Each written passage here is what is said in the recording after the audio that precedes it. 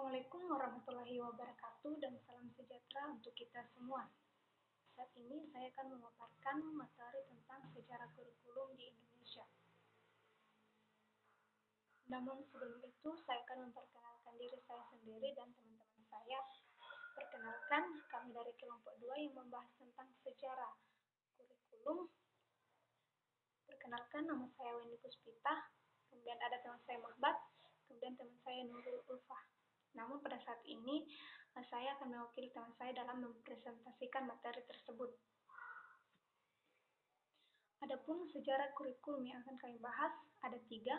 Yang pertama, kurikulum 1975, kemudian kurikulum 1984, kemudian kurikulum 1994. Yang pertama yaitu kurikulum 1975. Pada kurikulum ini sangat menekankan pada tujuan agar pendidikan pada saat itu lebih efisien dan efektif. Pada zaman itu dikenal dengan istilah satuan pelajaran yang artinya pelajaran setiap satuan bahasa. Adapun kelebihan dari kurikulum 1975 ini sangat banyak, namun yang kami ambil yaitu hanya garis besarnya saja, yaitu yang pertama pendidikannya lebih efektif, kedua berorientasi pada satu tujuan, kemudian ketiga menunjang tercapainya suatu tujuan, kemudian yang keempat dipengaruhi oleh psikologi tingkah laku atau sikap. Adapun kelemahan pada kurikulum 1975 ini yaitu pada saat itu guru dibuat sangat sibuk dalam menulis setiap rincian apa yang akan dicapai dalam setiap kegiatan pembelajaran.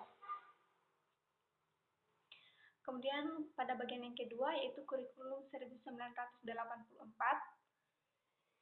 Pada kurikulum ini mengutamakan tentang pendekatan proses bagi siswa.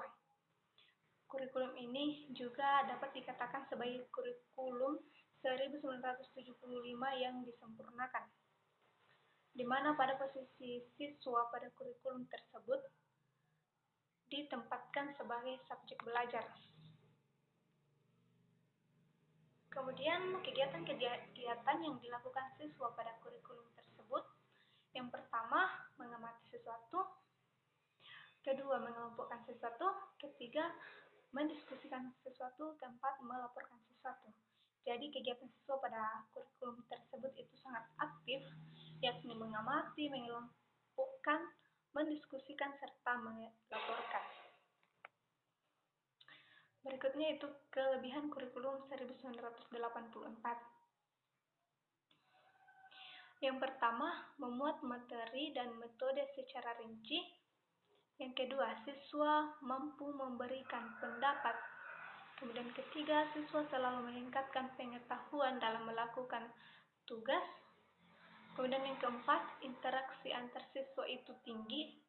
Kemudian yang kelima, yaitu siswa memiliki banyak pengalaman. Adapun kelemahan dari kurikulum tersebut, yang pertama, yaitu guru kurang berperan aktif dalam kegiatan belajar mengajar. Kemudian yang kedua, guru dan siswa hanya bergantung pada suatu buku tes atau metode. Kemudian yang ketiga, tidak kreatif dalam mencari sumber belajar lainnya. Kemudian yang keempat yaitu adanya suasana gaduh di kelas karena siswa dijadikan sebagai subjek belajar. Kemudian yang terakhir yaitu kurikulum 1994. Pada kurikulum ini dibuat sebagai penyempurnaan dari kurikulum 1984 dan dilaksanakan sesuai dengan Undang-Undang Dasar Nomor 2 Tahun 1989 tentang Sistem Pendidikan Nasional. Sistem caturwulan yang pembagiannya dalam 1 tahun menjadi 3 tahap diharapkan dapat memberikan kesempatan bagi siswa untuk dapat menerima materi pelajaran yang cukup banyak.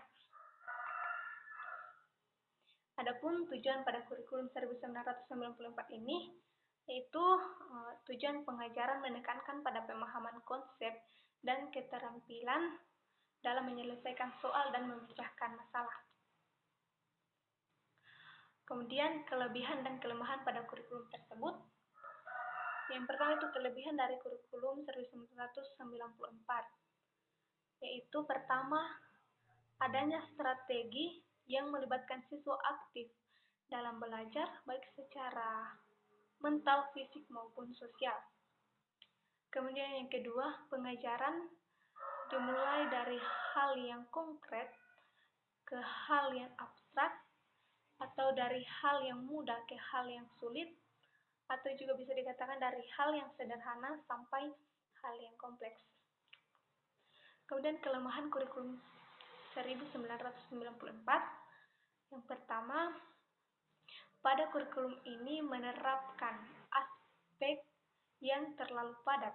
Kemudian yang kedua, beban belajar bagi siswa terlalu berat karena banyaknya mata pembelajaran yang berlaku pada saat itu. Jadi sampai di sini presentasi saya. Segala kekurangannya mohon dimaafkan dan terima kasih.